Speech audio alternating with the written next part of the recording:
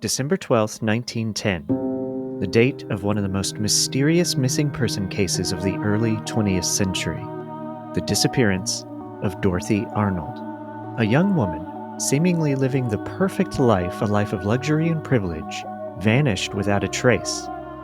The 25-year-old heiress bumped into a friend at 5th Avenue and 27th Street in New York City. She was in a great mood and excited about the day ahead, shopping. Dorothy bid farewell to her friend, and no one ever saw her again. This is a study of strange.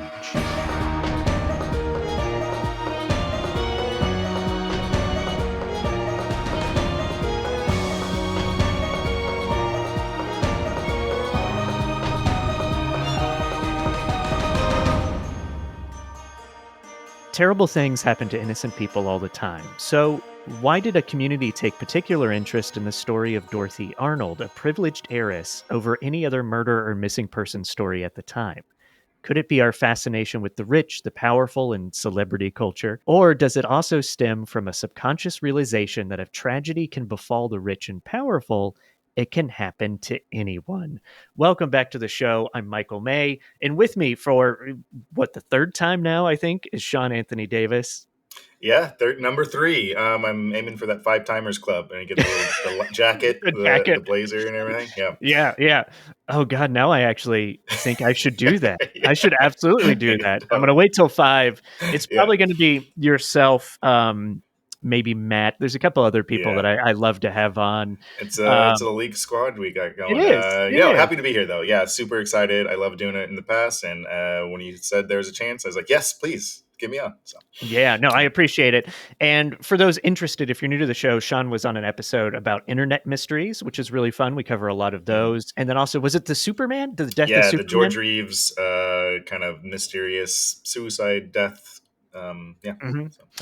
So have you ever heard of Dorothy Arnold before? Have you heard of this case? I don't believe so. I mean, that name is, I guess, generic enough that maybe I have a false memory. Like, oh, maybe I do. But honestly, I don't think so. Yeah, it's a pretty bizarre one for some very simple kind of reasons. But it did. I've been attracted to the story in sort of that true crime way that people that like this kind of content comes to it, and that's because there are some strange aspects to it. There are mysteries to this story, and you study the strange, and I do study the strange. But it also makes me think I don't think I've covered a missing person before on the show. I've definitely worked on other projects that cover missing people, but it really, I think, gets into this very relatable fear that I think anybody has, which is a fear of kidnapping, getting lost. Yeah, no, I mean, there's it's kind of an uncanny feeling of knowing that people could just disappear. Like, it's something that it's not a monster. It's not something out to get you. It just almost feels like something. I remember as a kid, one of my biggest fears is like, what if my my mom or dad, or they just were gone? Not that they died, but they just disappeared. I think it's just like, it feels like the universe of the world just like ate someone, they're gone, and that's a really weird, scary, disturbing feeling. So. Yeah, and something to think about, maybe we'll come to this at the end, but this is a very wealthy person. This is a socialite. This is not really akin to like Paris Hilton, but that's just like the first name that came to my mind in the modern age. And we take, as a culture, as a society, we take a lot of attention when someone like that disappears. Like I just said before, like there is this thing about like, well, wait, if it can happen to someone like that, then it can happen to any of us. And so one of my sort of questions to posit and think about is, why do we pay more attention to wealthy people when something like this happens? Yeah. So, are you ready for it? Can we get in? Give me the deets. So we'll track this person. We'll figure it out. We'll figure it out. Yeah. Of course we will. Dorothy Harriet Camille Arnold was born on July 1st, 1885. Arnold was a woman of wealth, privilege, and ambition. By all accounts, Dorothy was living a charmed and comfortable life. She came from a prominent family. Her father, Francis R. Arnold, was a wealthy fine goods importer, things like perfume, things like that. Okay. And his family can be traced back to the Mayflower. Her uncle was a Supreme Court justice, Justice Rufus W. Peckham, which is just a great sort of 19th century name. And her mother, Mary Arnold, was a high society member. And my meaning is, even though this is after the quote-unquote Gilded Age, and if you watch the HBO show, you'll kind of know about that, the customs and society doesn't change overnight. So even though the Gilded Age is technically over in 1910, it is still part of New York society. That is still very much what they're living in, and where I think your family's public persona is almost more important than anything else. Yeah, exactly. Yeah, you see movies or shows where, or I don't know, I guess any kind of fiction or literature of, oh, you can't do this. How would it affect the family? How would people see the family? You know, Yeah, and that comes into this story quite a bit.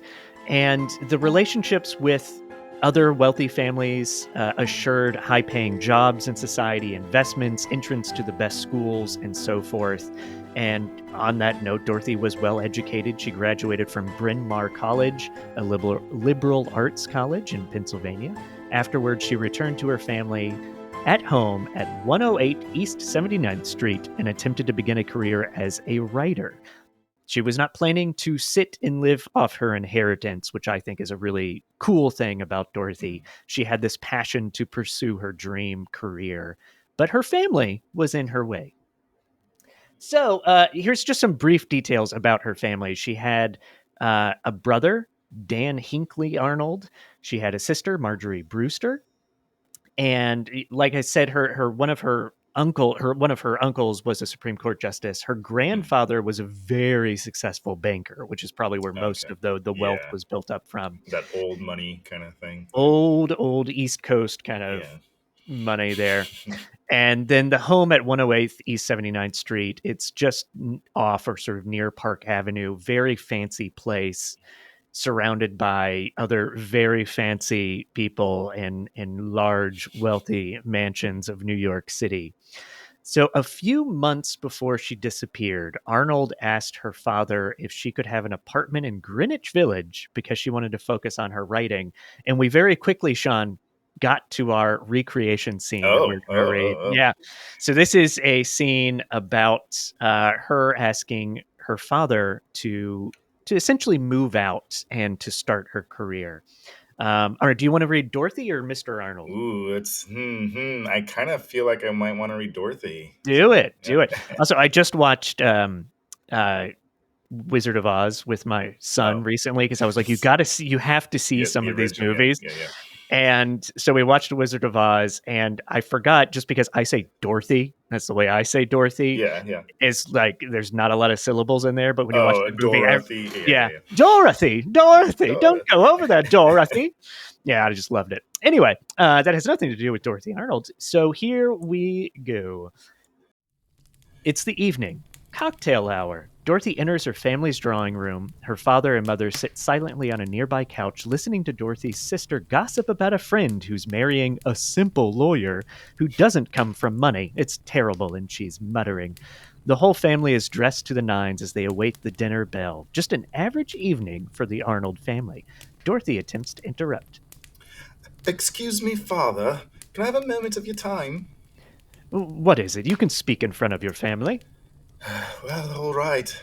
I was hoping to continue our discussion about me getting an apartment in Greenwich Village. Good heavens, why? I told you, I need a place of my own to write. Mr. Arnold laughs. His sister and mother begin to chuckle too. I wish you wouldn't laugh. This is serious. You don't need an apartment to write your silly stories. A good writer writes anywhere. They're not silly. I wish to be a professional writer, father. Professional? Like a job? Like a poor person? No child of mine will have a job. It would embarrass the family name. I've always wanted to be a writer, and it's the modern age. A woman can have a job and make her own way. You've been reading too many progressive magazines. Besides, I don't think there's ever been a professional girl writer. There's been a lot. Sure, honey, and one day we'll all have telephones that fit inside our pockets. She became. I was aiming for a transatlantic accent, but it just turned British, I think. Yeah, look, the transatlantic is very close to the general British sound. So, as much as it's a silly story, this is a very serious case and very real people. So it is, I always have this hesitation of like, oh God, we just made fun of these people and they're about to go through Yeah. something very harrowing and terrible. But I do like to kind of poke fun at this high society Yeah. kind of thinking that she lived in. And it very much may have had an effect on her and may be tied into a theory that comes up Mm. about what may have happened to Mm. her. And her father did. This is a quote from him, is that you don't, like, a good writer can write anywhere. You don't Yeah. need an apartment. And that is what he Mhm. told her that day. So instead of moving into an apartment, Dorothy stayed home. However, it didn't stop her from writing. She got to work and she wrote a short story called Poinsettia Flames, which she submitted to the magazine McClure's. It was rejected, and her family reportedly began teasing her about it in her attempt to like write a story and be a Mm. writer. And that still didn't stop her. She continued to write, and we know that she wrote at least one more story called Lotus Leaves. I've heard a few different things about this story during research. Some people say that it was submitted to McClure's and rejected again. I've also heard that it was submitted to other places and they just never heard back. So if listeners, if you know the story of Dorothy Arnold and have some more specifics about what happened with more of her writing, email me at studyofstrange@gmail.com. I would love to get clarification on that. So this leads us to the day of the disappearance. On December 12th, 1910, Dorothy Arnold walked downstairs wearing a long blue coat with a large velvet hat, a muff, and a purse. I'd call this a tailored suit. It was around 11 a.m. Her mother was not in the best of health and barely left the house at this time, and she asked Dorothy what she was doing. Dorothy said that she was planning to spend the day shopping, primarily to buy an evening dress for her sister's coming out party, or the debutante party, which Yeah. was coming up. And her mother actually did suggest that she should go with Dorothy to go shopping, to escort her. And Dorothy said, no, no, no, no, not now. I want to go by myself. And she left her mom at home. And according to the Arnold family later, Dorothy had approximately $25 to $30 of cash in her possession. This is about $1,000 today. So she had a good deal of money on her. Yeah. Yeah. And we know that she visited the Park in Tilford store at the corner of 5th Avenue and 59th Street. She charged a half-pound box of chocolates to her family's account. Good for her. Love chocolate. This is around noon. And she placed it in her muff, and then she walked 22 blocks, which is 1.4 miles, south to Brentano's bookstore on 5th Avenue near Rockefeller Center. While at Brentano's, Arnold purchased Engaged Girl Sketches, a book of essays by Emily Calvin Blake. Witnesses, and I believe the witnesses were all like employees of these shops, said that Dorothy was nice and she didn't show any unusual behavior. Outside of that bookstore, Arnold ran into a female friend, Gladys King. King recalled that the two spoke briefly about Marjorie's upcoming debutante party. Marjorie's the sister. And that Arnold seemed to be in good spirits. Gladys had her acceptance letter to the party, her RSVP, on her. So she actually handed it to Dorothy and made a joke about saving postage. Like, oh, I don't have to pay for a stamp if I give this to you now. And then King said that she had to meet her mother for lunch at the Waldorf Astoria, so she left. Some accounts get this mixed up and say that Dorothy was like, oh, I have to meet my mom at the Waldorf Astoria for brunch, and left. But it's actually Gladys that was like, I have to meet my mom. I'll talk to you later. Gladys said that Arnold mentioned that she was going to walk home through Central Park. They waved goodbye, and there are no published reports or witness accounts or sightings of Dorothy Arnold officially after this. No one ever saw Dorothy again as she walked away from her friend. Any initial questions or comments? So, yeah, I guess in first kind of question is, did she have any sort of gentleman suitor or anyone romantic or anything? Very, very astute question. She did. And we're going to, if you don't mind, I'm going to come to that in a little bit later. Yeah, that is a great question and something that I think the family immediately thought of and worked towards. Publicly, a lot of people don't think that the family was aware, but they very much were aware of a gentleman suitor. I'll mention this as well. Even though it's 1910, just to give some perspective here, it's still a huge city. There's a lot of Yeah. people in New York, and she is Mhm. in a central area that is bustling. There, it's daytime, it's noon, it's lunchtime. There's people everywhere, and that's one of the set of circumstances that makes this a very strange story because there's literally no more witnesses that you can trust after this. And And there was never by she's never found, but also I assume the chocolates were never found. None of the clothing, the mop, like there was no trace of anything on her or right. correct, none of that is ever found, Okay. and that's a peculiar thing. And there's more peculiar, strange things that come up in this story. So by early evening, Arnold, not Arthur. Arnold failed to return home for dinner. She rarely missed dinner without informing her family. Mm, And the family, they got worried and they started calling Dorothy's friends and asking if anybody had seen her or was with her, and they couldn't figure out anything. Shortly after midnight on December 13th, Elsie Henry, one of Arnold's friends, phoned the family to check in and be like, "Hey, did she ever come home? Did anybody find her?" And Henry later said that Arnold's mother answered the telephone and said that Dorothy had returned home. She had a mm, headache and she went to bed. Dorothy was not home. okay. And this is an odd move, one that I actually do have some thinking that some motivation behind Okay. that, but it definitely draws suspicion to the family and that something strange is going on. Yeah. The next morning, they made another odd choice. They didn't call the police. Dorothy's still not home. They Huh. called instead Dorothy's brother's friend named John S. Keith, who is a lawyer. Keith also was a friend of Dorothy's. He had known her for some time, friend of the whole family's, really.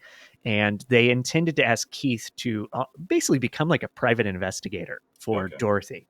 And that's essentially what he did.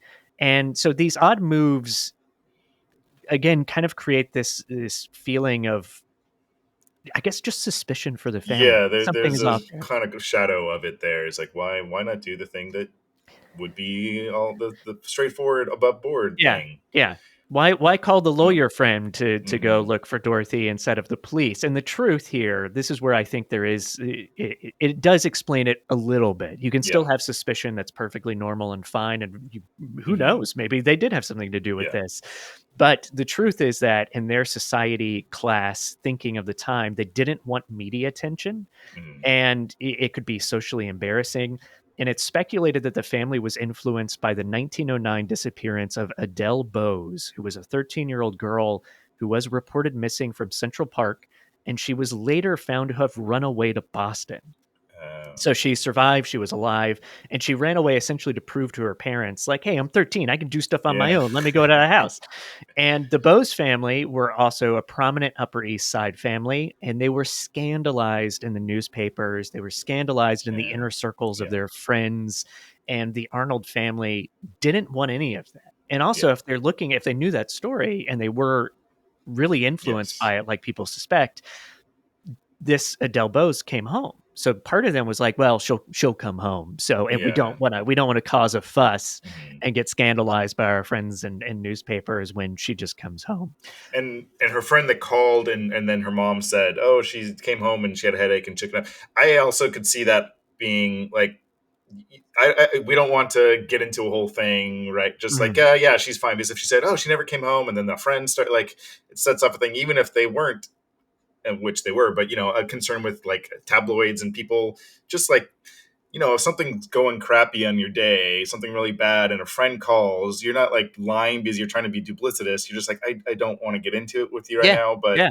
yeah, things are fine. Yeah, I'll talk to you later. Bye. Yeah, Right? Like, especially if you think, "Hey, look, she's gone out," and yeah, maybe this exactly. gentleman suitor that you were gonna find out about, Hmm. maybe they're like, "Oh god, did she, Yeah. like, go see this Mhm. guy?" Mhm. So it makes sense to me. It makes sense to me. It's still very Mhm. odd, but it makes sense to me. Now, John Keith, the lawyer who became, like, an investigator, he ho honestly did a pretty good job of it, even though he's not really an investigator. He went to hospitals, morgues, apartment buildings, halfway houses, all over like the Northeast. He was like calling upon all these different places, could not find her. Oh, and let me back up too. He first went into her room and they found that all of her clothes, all of her belongings, with the exception of what she had on her, were there. So Okay. jewelry, clothing, shoes. all that kind of stuff. There were personal letters on her desk. Some of them had foreign postmarks. That's important to think about because Okay. that could be a clue to Mhm. something. There's also information for transatlantic ocean liners, and there were burned papers in the fireplace. Now, a lot of people presume that the burned papers were like manuscripts or a short story Oh, that may have been yeah, rejected, so she was mad and burned it. That is purely speculation. yeah. Everybody just like, oh, it's a thing that she didn't. It could have been a letter from a boyfriend. It literally could have just been like, oh, the fire's dying out. I want to keep it going. Let me put some of Yeah, this so paper here's in it. some, yeah. So no one knows for sure, but people do like to speculate on these things, as they should, because these could be Mhm. clues legitimately to what happened to her. Keith also talked to the shopkeepers, places that she went shopping, all that kind of stuff. Really couldn't get anywhere because he couldn't find out anything about her. So he convinced the family to hire the Pinkertons, the Pinkerton Detective Agency. Yeah, And I'm sure that name rings a bell to people, especially if you watch old westerns. The yep. Pinkertons are Mhm. always showing up. A lot of times they're bad guys because they did have a lot of power at this period of time and in the Old West time. But they're a legitimate private detective agency and they're still around. That's the Oh, amazing one. really? Yeah, Oh, that's Pinkerton interesting. Agency is Alright, yeah, still around. definitely did not know that. Yeah. And as much as they sometimes could be sort of have had way too much power back then, they were investigators and they kind of knew what they were doing. So they also went to more morgues and hospitals and halfway Mhm. houses, sanitariums, and did their search to see if she turned up anywhere. Couldn't find her, and they finally convinced the family to call the police. Oh, they still hadn't even called the police at this point either. No, Okay. Wow, no okay. police had ever been notified, and yeah, so Francis Arnold, Dorothy's dad, finally calls the police. Now, I did find some clarification because I read a lot about this story, and everything says they never called the police until the Pinkertons convinced them. The police departments did know about Dorothy, Oh, okay. and it's a sort of a minor thing, but the Pinkerton agency, being actual investigators, notified a lot of police departments on the East Mhm. Coast in case she had turned up anywhere. So they were aware, but they couldn't formally start an Oh, got it. investigation until the family was like reported her Mhm. missing officially. So the police convince the Arnolds to do something that they thought would help, which is enlist the public's help, which they didn't want to do. So this is a few weeks after she went missing. Okay. And they held a press conference on January 25th, 1911. Reporters came and Francis Arnold told them all about the disappearance and offered $1,000 reward. He also made a cryptic, somewhat pessimistic comment where he claimed that he thought his daughter had been killed. Like that was, Yeah, and that was a little bit of him just trying to figure out the facts and what answers of like she was walking home, she may have yeah, gone through Central Park, she was probably killed. yeah. But obviously, as a parent, you still want to It's know, and a kind of morbid thing to say as a parent when you're asked. Yeah, yeah. yeah. And here I actually have a quote that he said. So this is a quote from Francis here. Assuming that she walked up home through Central Park, she could have taken the lonely walk along the reservoir. There, because of the laxity of police supervision over the park, I believe it quite possible that she might have been murdered by garroters and her body thrown into the lake or the reservoir. Atrocious things do happen, though there seems to be no justification for them. So you said it was around the early afternoon when Mhm. she was out in front of the bookstore, and Yes. Yeah. right, so that was the last known sighting. So yeah, I mean, in broad daylight, middle of the day seems less likely, but again, like you said, New York City, well, crimes happen. Even Yeah. that. It does. Yeah, And there are parts of Central Park even today where you can find yourself not surrounded by people. yeah. And I was in Central Park, I don't know, 4 months ago, 5 months ago, Mm, something like that, and we definitely ended up in some spots that we were like, "Oh, it's secluded and doesn't feel like Central Park here." yeah. And it was probably more so that back in Oh, 1910, sure. over Yeah. 100 years ago. I will clarify something. He mentioned the reservoir. She could have been dumped in the reservoir. It Hmm. was actually frozen over at the time. So she could Oh, not have been dumped in the okay. reservoir. But that doesn't mean she could not have been sort of attacked, Yeah. robbed, and killed in the park. Now, this is when, after the this announcement to the public, the newspapers and stuff like this, they're investigating this. It starts to get a lot of attention, and it comes to light that Dorothy had a gentleman friend, Hmm. a George Griscom Jr., who she had met while she was attending Bryn Mawr College. He's a 42-year-old engineer at the time from Pennsylvania.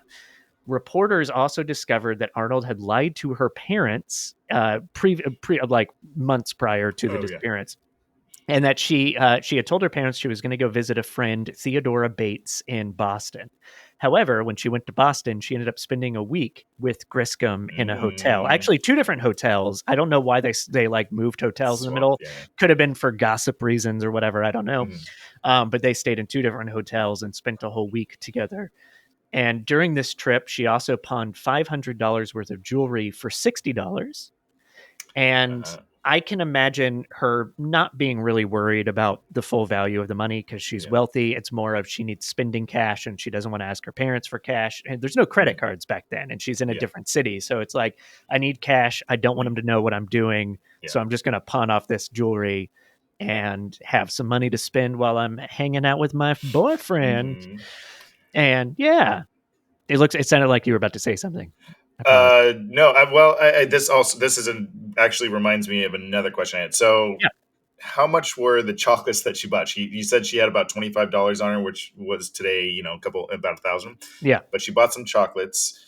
But the chocolates were, I'm guessing, very small in price, so she still had the bulk of that money Oh on her. yeah. I It would wasn't assume like so. she bought $1,000 chocolates and then Yeah. so there. Okay, okay, $1,000. yeah, I would totally eat some $1,000 chocolates, but hell I'm not yeah. going to spend the money on it. Um, okay, so she still had a fair amount of money, and did did the police, Pinkertons, whoever, question George Grissom, Yes. whatever? Yeah. Yes. So, yeah, I'll jump ahead a little bit here. Let me mention one other thing real quick. Uh-huh. So around Thanksgiving, Dorothy went to visit her friend Theodora again, but this time for real. And this ties into George Griscom, which is why I wanted to Oh, share okay. this real quick. Mhm. So while she was with her friend, she was supposed to stay throughout like the Thanksgiving weekend or Yeah. whatever, but she ended up leaving early. Like she left Mm. far earlier than her family thought she was going to leave, and that Theodora thought she would leave. And it's because she got a letter from someone overseas, and she then sort of like wasn't in the best of mood and left. Oh.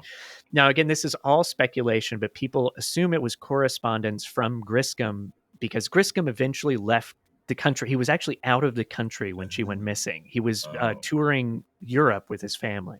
Okay. So a lot of people speculate that this letter came from Griscom. Maybe he was breaking up with her or something like Mhm. that, and she got upset and left. Again, we don't know. We don't know what was in that letter. We don't know who it Mhm. was from. And Could we even be also, burned in the absolutely, fireplace. we also found out that they had been writing letters even after this to each other. So if it was from him, I don't think they broke up, or Yeah. if they Okay. did, it didn't end up continuing to be like this bad thing. So this is to go and say that yes, they investigated the Mhm. gentleman friend, Mhm. and he was in Florence, Italy at the Okay. time of the disappearance. A fantastic alibi. Yeah. Um, but it's true. He Yeah. was completely out of town, and the family actually reached out to him by telegram almost immediately after the disappearance to ask if he had any information about her. Did she disappear? Was she traveling to meet him? He Yeah. said he didn't know anything about it. He didn't know about the disappearance. She wasn't planning to come see him. On January in 1911, Dorothy's mother and her brother went to the source. They went to Griscom in Italy to talk to him Oh, directly, probably also thinking maybe Dorothy's there and they're trying to keep it secret. yeah. So they go to Italy. He's like, look, I don't know anything. I'll do what I can to help. And that same month, the San Francisco Chronicle reported that hotel clerks at the hotel where Griscom was staying said that a veiled woman and a young man came to see Griscom, and rumors persist that the veiled woman was Dorothy. Huh. However, that's right at the same time the mom went to visit. So Oh. I would posit, Ah. and I think other people do as well, that the veiled woman was actually Dorothy's mom and her brother Okay. coming to ask about Dorothy. But again, we don't know. Like Yeah. people Yeah. haven't tied that together specifically to confirm it all yet. At some point following the disappearance, the Arnold family received two ransom notes from quote unquote kidnappers who demanded $5,000 for Arnold's return. These proved to be hoaxes. And in fact, I'm a little surprised that they only received two such notes because normally those Yeah. kind of things happen a lot, Mhm. sadly, when these kind of stories happen. Also, someone wrote a postcard that was postmarked from New York, and it said it was from Dorothy to her family, and it just said "I'm safe," and it was written in quote unquote female handwriting. But people also believe that this was some sort of prank or hoax as Okay. well. So in February, Griscom made it back stateside, and he immediately started helping to try to find her on the ground. He traveled around. He, again, similar thing as like the Private Eyes did, where he went to morgues and hospitals and Mhm. sanitariums, and he looked around. He also started publishing personal ads begging Dorothy to contact him if she was around. But she was never found again, Sean, which I know I've said a lot, but it Yep. is worth Days hitting repeat. again Yeah. that no one still to this day knows what happened to Dorothy Arnold. And there's so much in this case that leads to confusion. The family not contacting the police to investigate it immediately. Everybody knows the first 48 hours are like the most crucial in Yeah. missing person cases. The weirdness of like she went through Central Park, which is in the center of New York City, surrounded by people, but there's no witnesses to anything that happened to her. And I think that's the big one to me, is that there's no witnesses. There's no one Yeah. that's like there. No, I will say there are some witnesses throughout history, even years after this, that like think they saw Dorothy. But a lot of that is just like, it's one of those things of like, I went into the movie theater and I saw that Yeah. Dorothy Arnold woman. And it's like, Yeah. Yeah. what, where, what? But there's no real validity to any of those. But on that day, there's definitely no witness sightings. No one's Mhm. like, I think I saw a woman dressed in fancy things when I was walking my dog in the park and she Yeah. was headed that way. There's none of that. Yeah, and I mean, I guess they didn't like you said, the police didn't get involved immediately. Yeah. So but the investigators like checking the morgue. So that's like okay, the obvious thing. If there's a dead body, someone was robbed, kind of get mugged or whatever. But not even any of the morgues. Yeah, um, Yeah, it's and like you asked about earlier, the muff was never found, the shoes, the yeah, coat, the right, yeah, chocolates, the like nothing was found. And so let me dive into the theories for you, okay, Sean. yeah, So these are the main theories. There are more theories, and if you listeners have any, let me know about them. One of the main theories is suicide, driven by the rejection or rejections that she had from attempting to be a writer, followed by the bullying from her family. A lot of people think that this may have had a very, I'm sure it did have some kind yeah, of hugely emotional and psychological reaction, and maybe she was not in the best headspace because of that and committed suicide. And there's a little bit of information around this that people put as not necessarily evidence, but maybe like fuel to this, which is yeah, that Griscom, her boyfriend's cousin, had committed suicide. Dorothy probably knew all the details of that, and it could have had an impact on her. Maybe that was in the back of her head, and she's like, mhm, I'm never going to be able to do what I want to do. My family doesn't like my boyfriend. I'm yeah, not becoming a writer.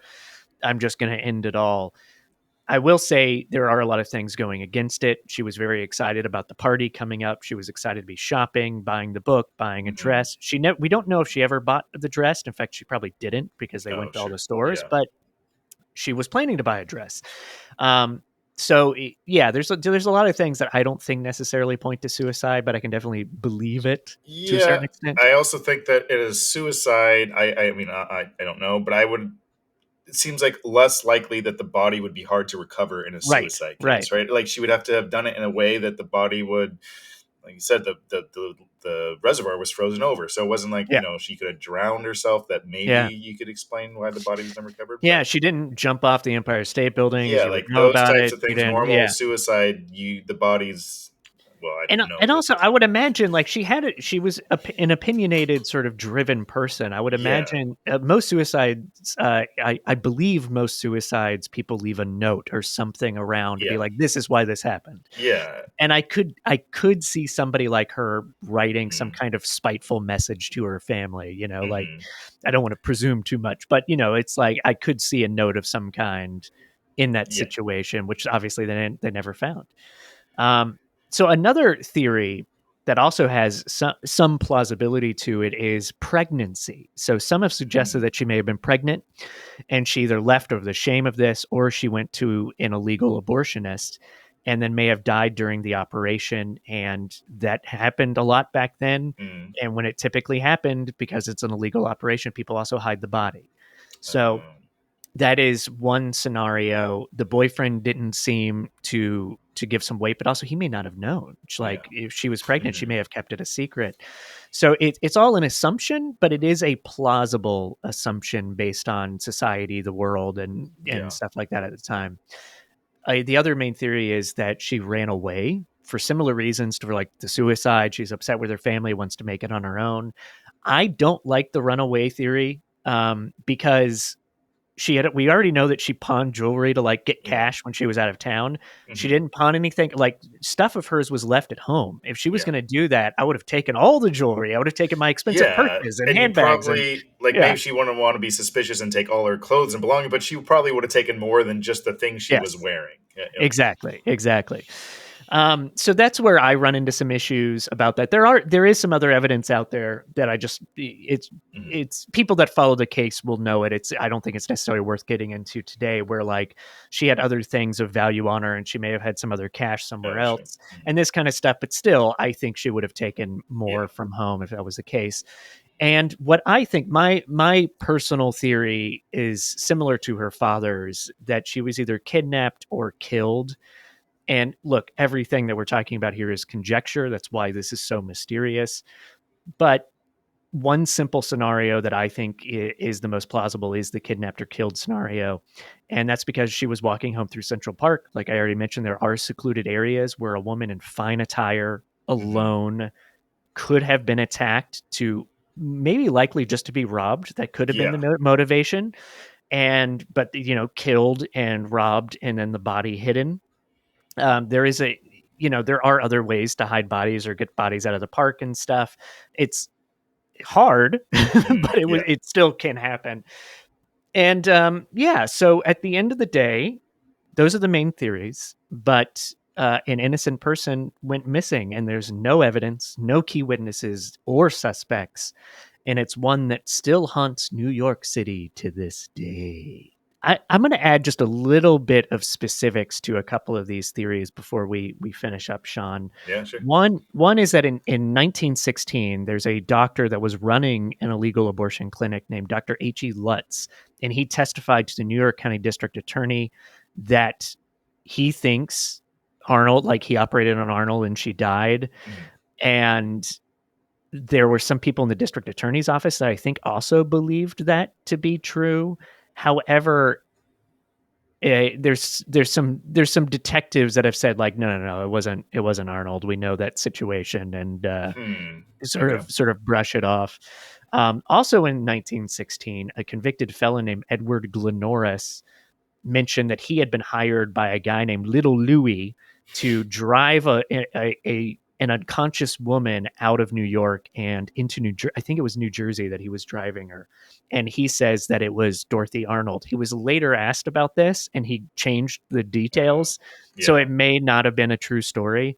But it's worth mentioning just because if people are interested in the story and you come Yeah. into these things, I just want to mention a few of those.